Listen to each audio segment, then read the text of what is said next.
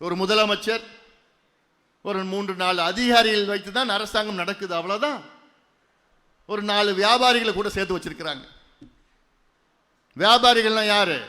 அமைச்சர்கள் போர்வையில் வியாபாரிகள் 4 பேர் அமைச்சர்கள். அவங்க வியாபாரிகளை நான் சொல்லுவேன், அமைச்சர்கள் சொல்ல மாட்டேன்.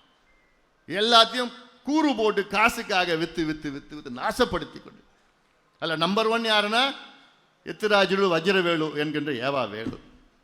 இருக்குது, நிறைய இருக்குது. இப்போ வச்சிருக்கிறோம்.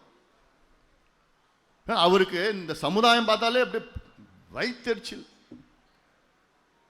அவர் பேசுறதே பாரு, ஸ்கூல் பாய்ஸ் நம்மளை பார்த்தா காமிப்போம் யார் நம்ம ஸ்கூல் பாய்ஸ் காமிச்சிடலாம். அது மட்டும் இல்லை, இன்னைக்கு நம்ம கட்சிக்கு உள்ள இருக்கிற இந்த சூழல், இந்த குழப்பங்கள் காரணமே திமுக. திமுகவுடைய கைகூலிகள் தான் ஐயா சுத்தி இருக்கிறாங்க. சூழ்ச்சி பண்ணி எப்படியாவது நம்ம கட்சியை பலவீனப்படுத்தணும்னு நினைச்சிட்டு இருக்கிறாங்க. ஆனால் அதை விட 10 மடங்கு அதிகமாக பலம் பெற்றிருக்கிறது நம் கட்சி. பலமாக இருக்கிறது, உணர்வாக இருக்கிறது.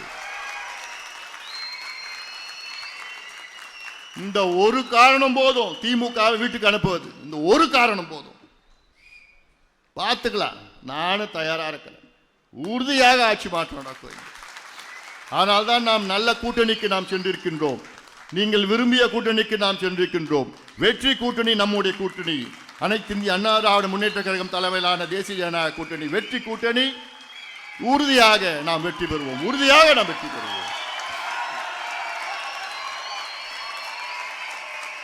இந்த 2 மாதத்துல நீங்க பார்க்க போறீங்க. திமுக சிங்கிள் டிஜிட்ல வரும். சிங்கிள் டிஜிட்ல வரும் திமுக. 1991 திமுக நடந்ததுதான் இப்ப நடக்க போகுது. அப்போ 1 ஜெயிச்சாங்க, கலைஞர் மட்டும் ஜெயிச்சார் 91. அதே நிலைமை தான் இப்ப வரப்போகுது. பார்த்துக்கலாம்.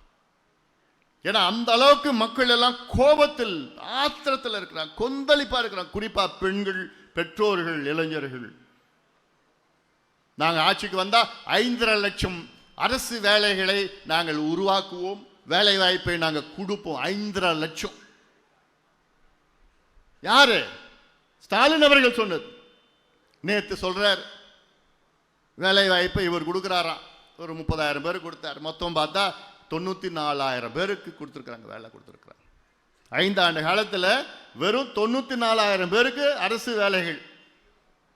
எல்லா துறைகளிலும் நான் சொல்லிட்டு இருக்கேன். எல்லாம் சேர்த்து தான் நான் சொல்றேன். இது நான் சொல்லல, திமுக அரசு சொன்னது.